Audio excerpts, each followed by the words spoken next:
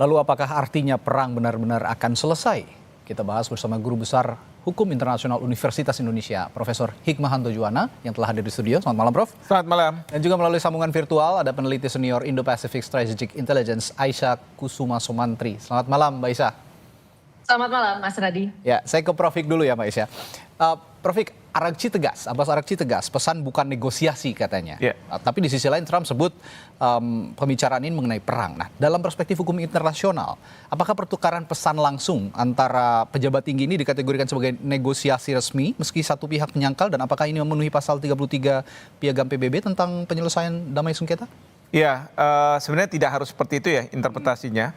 Karena yang saya lihat selain Menlu Iran mengatakan bahwa ini bukan negosiasi, juga ada surat terbuka dari Presiden Iran yang mengatakan bahwa kita tidak dalam situasi atau posisi bernegosiasi dengan Amerika Serikat. Bahkan sebagaimana tadi diberitakan, Iran justru melancarkan serangan-serangan ke Israel dan kepentingan-kepentingan Amerika Serikat di negara Teluk. Jadi Iran mau menyampaikan melalui dua tindakan. Pertama, pernyataan-pernyataan di media. Yang kedua adalah melakukan serangan-serangan bahwa mereka tidak dalam posisi bernegosiasi dan tidak ingin menyatakan bahwa mereka akan sampai pada suatu kesepakatan dengan Amerika Serikat. Karena mereka prinsipnya adalah kalau kami terus diserang, kami akan membela diri dan kemudian kita melakukan resistensi untuk sampai kapanpun. Kira-kira seperti itu. Oke. Kalau gitu saya ke sisi intelligence.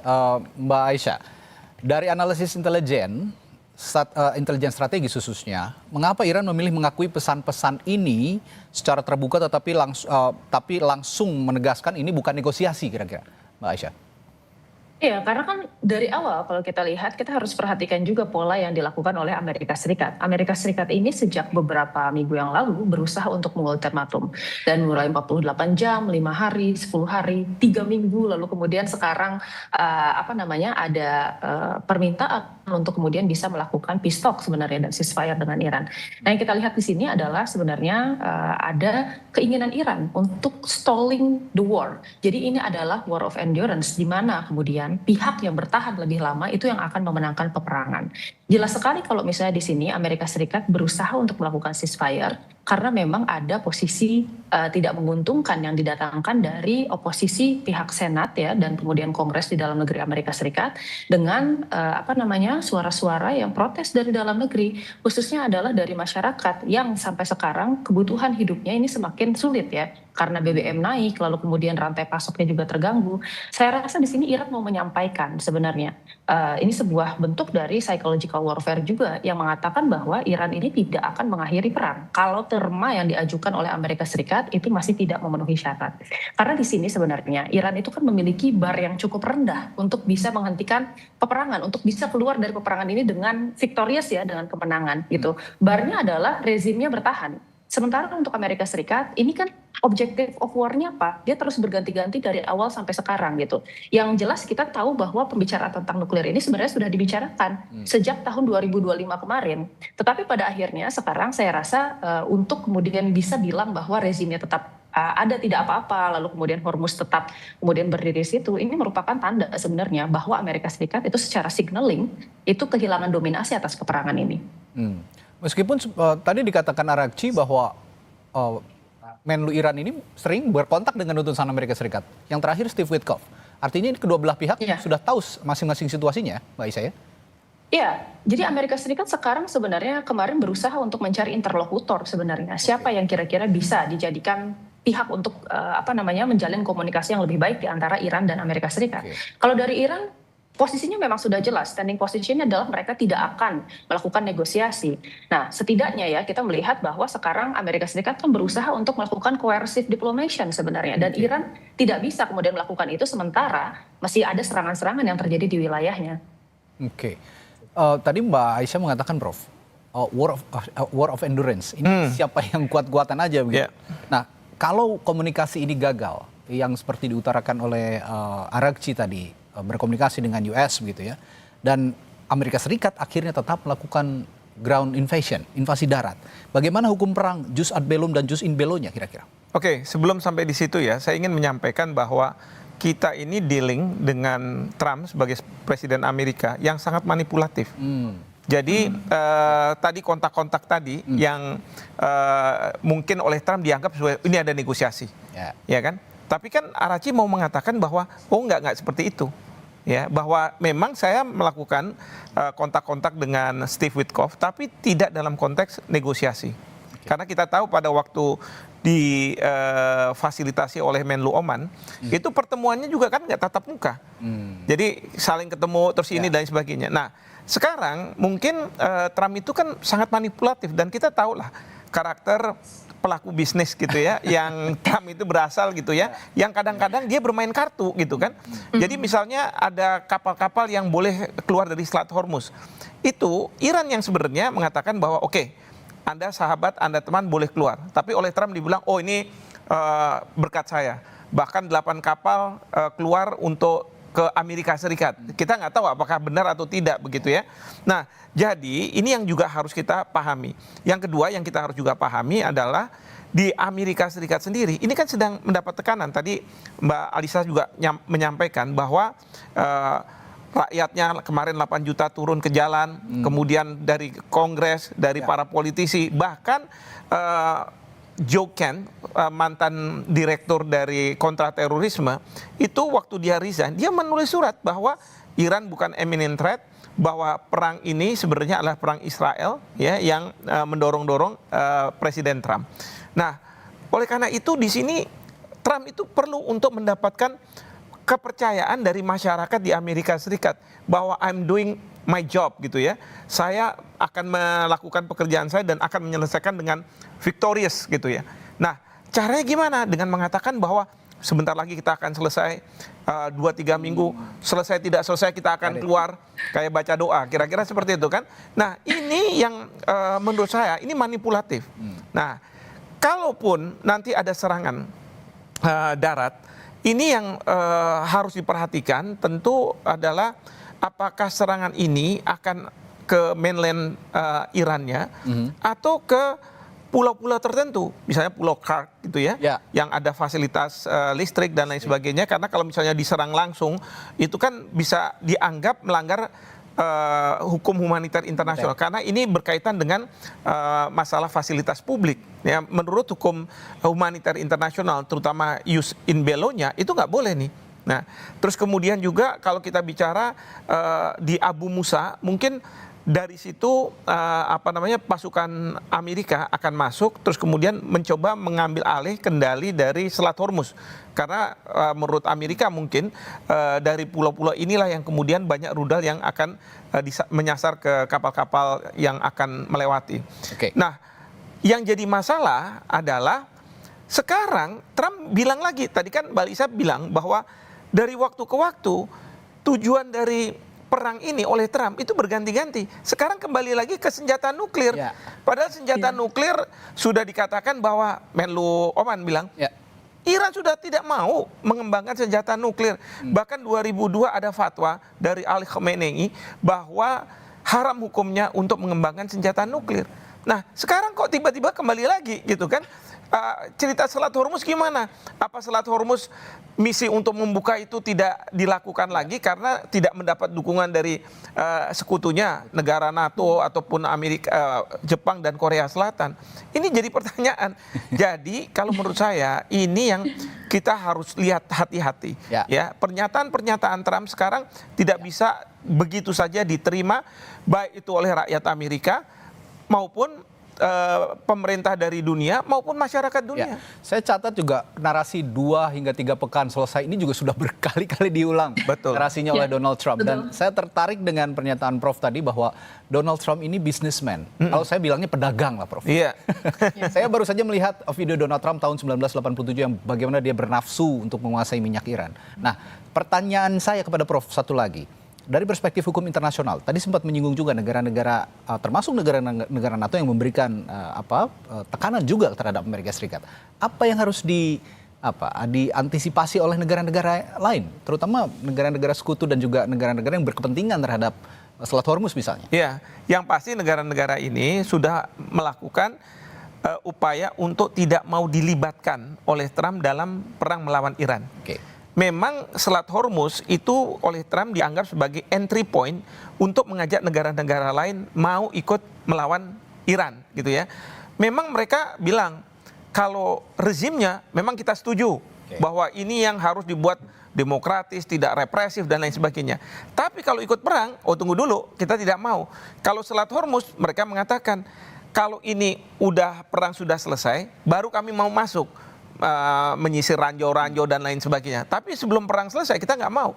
Itu yang membuat Trump frustrasi. Sampai kemudian dia mengatakan lebih baik kita akan pull out dari NATO. Ancaman seperti itu. Walaupun kalau dia mau keluar dari NATO itu kan harus ada persetujuan dari Kongres. Nah ini yang belum tentu Kongres akan setuju. Nah jadi sekali lagi ya Trump ini sangat mau mengajak banyak negara untuk terlibat. Tetapi banyak negara tahu bahwa kalau misalnya banyak negara yang terlibat, maka perang ini akan lebih panjang dan yang akan terdampak itu adalah negara-negara ini semua. Sekarang terkait dengan Selat Hormuz, itu seperti negara Spanyol, kemudian Italia, Prancis, itu sekarang mau negosiasi dengan Iran untuk diperbolehkan keluar dari Hormuz. Demikian juga ya tentu kita. Cuman kan Iran pintar, dia bilang, negosiasi boleh ke saya, tapi ada klasterisasi, yaitu yang saya bolehkan itu adalah teman saya, yang tidak boleh itu musuh saya. Nanti Trump akan marah lagi dia. Dia bilang temannya Iran berarti musuh saya dong kalau gitu kan. Ini menarik, Mbak Aisyah. Kalau tadi ada Prof. Hik mengatakan bahwa inconsistent statement dari Donald Trump ini sangat tidak bisa dipegang lah ya. Tapi based on inconsistent statement dari Donald Trump ini, bagaimana kemampuan militer dan intelligence Iran untuk juga mendeteksi lebih dini taktik-taktik statement acak yang dilakukan oleh Donald Trump ini yang alih-alih sepertinya menyerang menyerang titik-titik yang menjadi kepentingan Donald Trump. Saya akan tanyakan hal itu nanti, tapi saya jeda dulu ya Mbak Aisyah. Setelah jeda kami akan kembali sesaat lagi.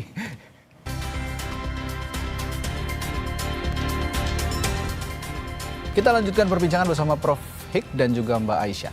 Mbak Aisyah, tadi saya tanya sebelum jeda, kalau kata Prof. Hik, Donald Trump ini pernyataannya sangat tidak konsisten gitu, sulit ditebak. Nah, sulit ditebaknya pernyataan Trump ini juga pasti akan ditangkap oleh intelijennya Iran. Kemampuan intelijen Iran menebak tidak konsistennya Trump untuk memuluskan kepentingannya di Timur Tengah, terutama di kawasan, bagaimana? Nah, saya rasa ini kalau kita lihat, ini sekarang kita tidak lagi berbicara tentang tipe perang generasi ketiga, keempat, tapi kita sudah sampai ke perang generasi kelima, di mana kemudian ini ada yang namanya cognitive warfare, psychological war, dan kemudian information operations. Itu yang kemudian dimainkan oleh Iran maupun oleh Amerika Serikat. Nah, untuk Amerika Serikat sendiri, sekarang narasi-narasi yang berusaha mereka kemukakan ke publik itu adalah kalau mereka ini tengah mendominasi peperangan. Karena apa? Karena tadi ya, dari segi masyarakatnya sendiri, polling yang tadinya menunjukkan di awal itu dukungan terhadap perang ini hanya sekitar 41%. Lalu kemudian akhir-akhir ini polling terbarunya menunjukkan hanya 29% dari masyarakat yang mendukung peperangannya. Nah, padahal sebenarnya dari segi Amerika Serikat sendiri, ini mereka sudah berusaha untuk melakukan psychological operations ya di Amerika dengan menunjukkan narasi-narasi bahwa mereka memenangkan peperangan, lalu kemudian perangnya akan selesai cepat. Sementara kemudian ada di lapangan yang kemudian kita lihat adalah hasil yang berkebalikan. Nah, sekarang kita lihat di sini bahwa yang kemudian menjadi aset bagi Iran itu tidak hanya kemudian masalah BBM saja, penutupan Selat Hormuz dan penutupan Bab el Mandeb oleh proksinya ya di Houthi. Tetapi kita juga bicara tentang sumber daya kritikal yang lain yang mungkin akan berpengaruh terhadap rantai pasok Amerika Serikat.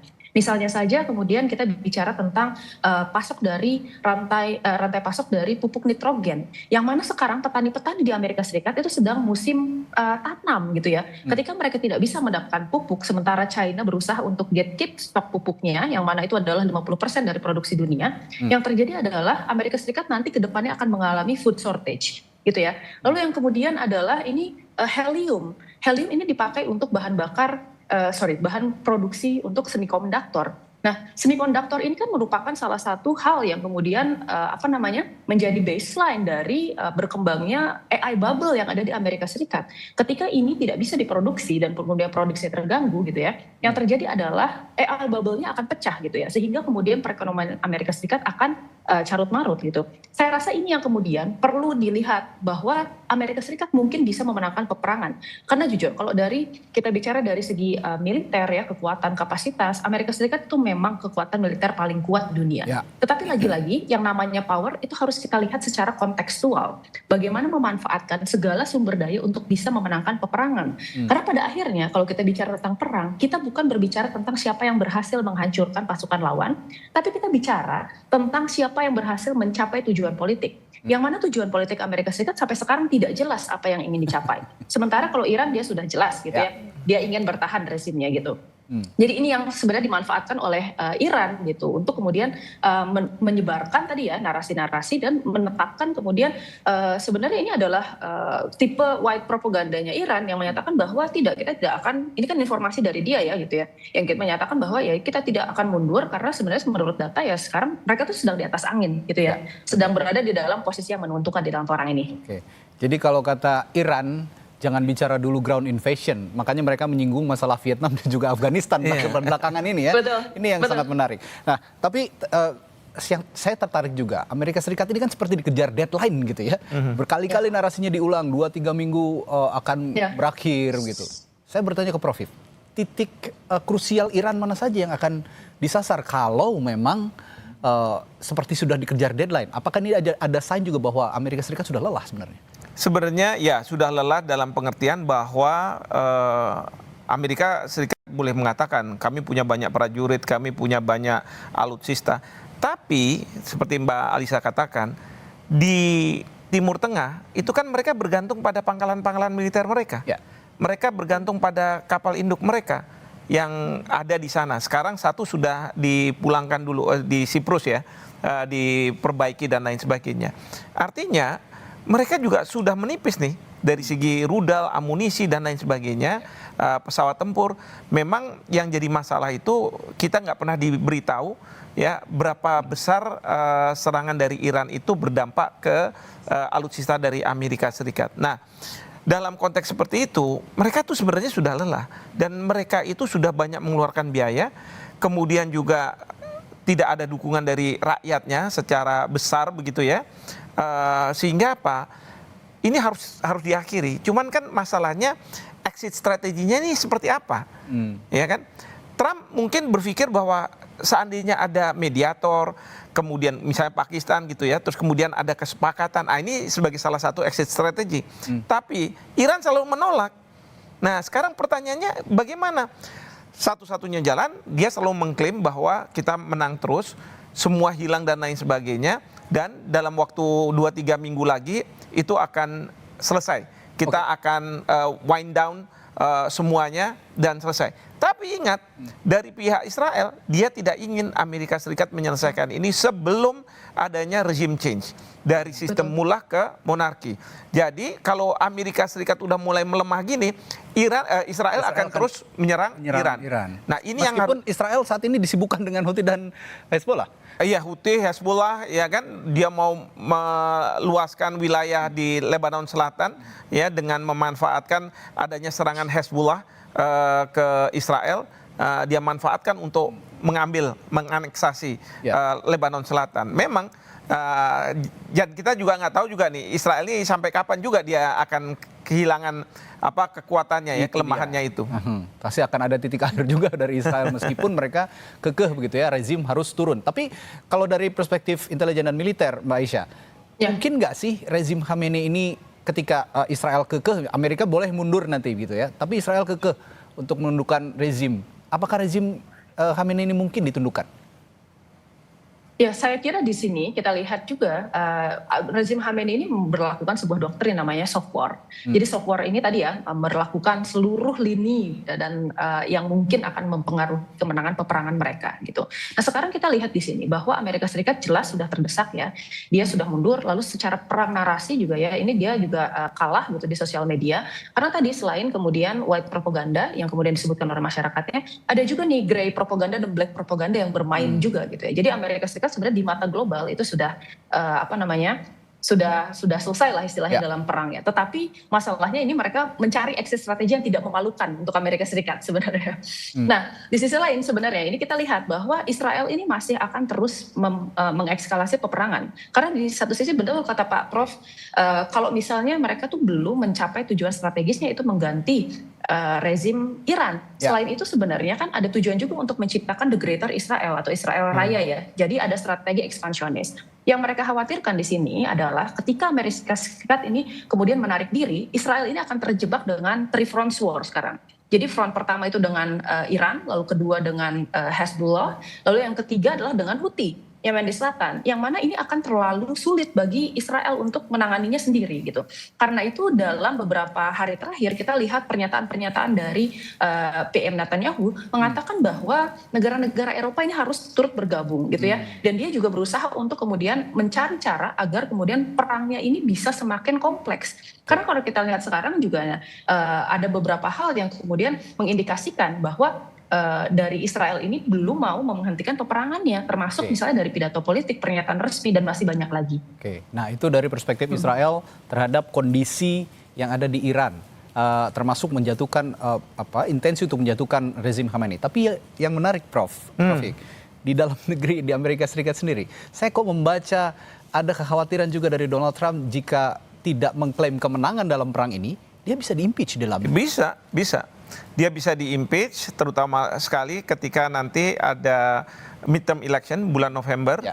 Dan kemudian kalau misalnya Kongres nanti dikuasai oleh Partai Demokrat. Dia udah wanti-wanti sama calon Partai Republik ya, anggota Kongres dari Partai Republik, bahwa kamu harus menang. Kalau kamu tidak menang, saya akan menghadapi impeachment. Nah, itu yang dia lakukan. Maka sekarang ini bagi Trump, exit strateginya ini dia dalam posisi yang dilematis. Dia mau mengatakan kita sudah menang, terus kemudian 2-3 minggu selesai. Bagaimana dengan nasib Israel? Padahal lobby-lobby Yahudi itu, mereka yang berketurunan Yahudi, warga negara Amerika Serikat, banyak mengeluarkan uang. Intinya adalah tolong protect Israel. Jadi kalau dia keluar katakanlah 2-3 minggu, lalu Israel gimana nih? Ya kan? Diserang Iran dia selesai nih. Ya.